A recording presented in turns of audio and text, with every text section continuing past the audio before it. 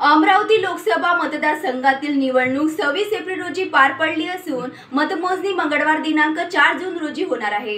विद्यापीठ मार्गावरील लोकशाही भवन येथे मतमोजणी प्रक्रिया पार पडणार आहे। मतमोजणीच्या अनुषंगाने मतदानाची प्रक्रिया तसेच सुरक्षा व्यवस्थेची पाहणी गुरुवार दिनांक 30 मे रोजी दुपारी 12 वाजता जिल्हाधिकारी सौरभ कटियार, उपजिल्हा निवडणूक अधिकारी शिवाजी शिंदे, शहर पोलीस आयुक्त नवीनचंद्र रेड्डी यांच्या उपस्थितीत करण्यात आली आहे। मतमोजणीच्या दिवशी 4 जून रोजी संपूर्ण शहरात पोलीस बंदोबस्त लावला जाणार आहे। मतमोजणी स्थळी लोकशाही भवन येथे 3 लेअरमध्ये सुरक्षा व्यवस्था तैनात करण्यात आली आहे। या व्यतिरिक्त बाहेरून येणाऱ्यांची तपासणी केली जाणार आहे। मतमोजणी स्थळी काउंटिंग एजंट तर इतर अधिकारी कर्मचाऱ्यांना प्रवेशासाठी चॅनल गेट तयार करण्यात आला आहे, असे पोलीस आयुक्त नवीनचंद्र रेड्डी यांनी सांगितले। काउंटिंग दरम्यान सुरक्षेच्या दृष्टिकोनातून पोलीस प्रशासनाने बंदोबस्त तैनात करण्यात आला आहे। मोबाईल, धूम्रपान, गुटखा, ज्वेलरी पदार्थ प्रतिबंधित आहे, ते कोणीही सोबत आणू नये म्हणून प्रवेशांपूर्वी सर्वांची तपासणी करण्यात येणार आहे। गर्दी होऊ नये यासाठी वाहतुकीची विभागणी देखील करण्यात आली आहे। त्यामध्ये बियाणी चौक ते मार्टी विद्यापीठ चौक तपोवन गेट पर्यंतचा मार्ग संपूर्ण दिवस मतमोजणीच्या दिवशी बंद राहणार आहे। या मार्गावरची वाहतूक दुसऱ्या मार्गावरील वळवली जाणार आहे। टेंडर कॉलेज, चपराशी पुरा चौक या पर्यायी मार्गाचा नागरिकांनी वापर करावा असे आवाहन पोलीस आयुक्तांनी केले आहे। मात्र लोकशाही भवन मार्ग परिसरातील राहणारे तसेच ज्या भागात वाहतूक संपूर्ण दिवस प्रतिबंध केलेली आहे त्या भागातील नागरिकांनी विनंतीवरून वडपत्र देऊन त्यांचा घरापर्यंत ये जाचा करण्यासाठी परवानगी दिली जाणार आहे। अर्चना रक्षे, विदर्भ न्यूज, अमरावती।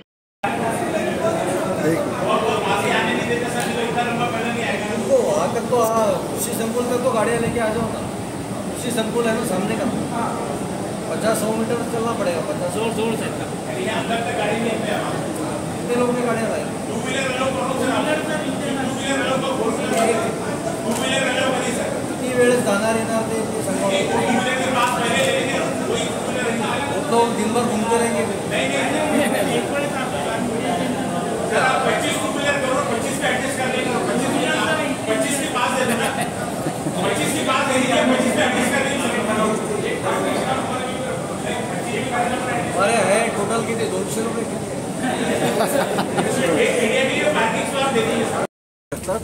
बाकी सर्वसामान्य नागरिकांसाठी 100 मीटर दूर आम्ही स्टॉपिंग पॉईंट केलेला आहे। त्या ठिकाणी ते थांबून निकाल ऐकण्याची त्यांना व्यवस्था वगैरे शेडिंग वगैरेची ओपनच आहे, खूप आहे तिथे अद्याप काही व्यवस्था करण्यात आलेली नाही आणि कोणी करण्यास असेल पक्षामार्फत किंवा ते आम्ही परवानगी घेऊन त्यांना देण्यात येईल आणि आवश्यकता पडल्यास करू।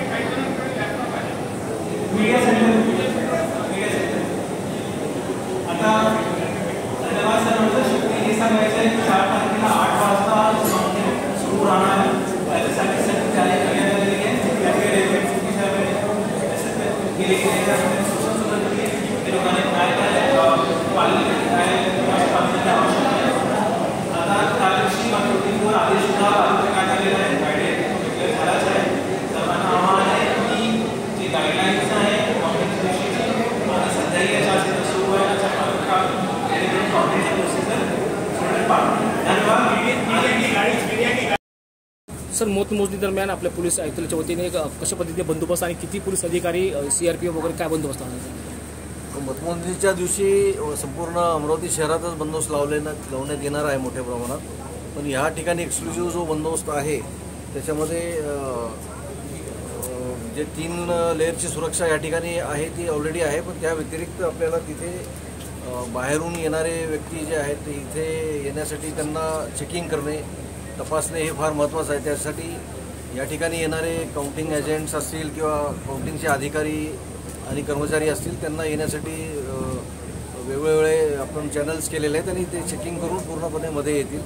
आणि ज्या सूचना आहेत की कुठल्याही प्रकारचं मोबाईल फोन किंवा कोणतेही ज्वलनशील वस्तू किंवा कुठलेही हत्यार टाईपच्या वस्तू काही मध्ये कोणी घेऊन येणार नाही, याकरिता ती चेकिंग होणार आहे. मुख्य म्हणजे ह्या काउंटिंग सेंटरच्या समोर रोडवर गर्दी होऊ नये याकरिता ट्रॅफिक डायव्हर्शन्स आपण केलेले आहेत. आणि ट्रॅफिक डायव्हर्शन जे आहे हे बियाणी चौक ते मार्डी चौक जो आहे विद्यापीठाचा तिथपर्यंत बंद करण्यात येत आहे आणि त्याला डायव्हर्शन करून वेगळा मार्ग देण्यात येत आहे. त्याची आम्ही प्रेस नोट वेगळी देत आहोत. डेंटल कॉलेज, चपरासीपुरा चौक आणि त्या भागातून लोकांनी डायव्हर्शनचा रस्ता वापरावा. आणि जे ह्या भागातले नागरिक आहेत ज्यांनी आम्हाला विनंती केलेली आहे त्यांना आम्ही पासेस देऊ आणि त्यांचा ओळख पटवून त्यांना त्यांच्या घरापर्यंत जाण्यासाठी आम्ही परवानगी देऊ. त्यांची काही अडवणूक होणार नाही. बाकीची सुरक्षा व्यवस्था ह्याप्रमाणे आहे की इथे 3 DCP आहेत, 6 ACPs आणि जवळपास 1200 कर्मचारी हे पूर्ण या ठिकाणचा आणि शहरातील बंदोबस्त करतील.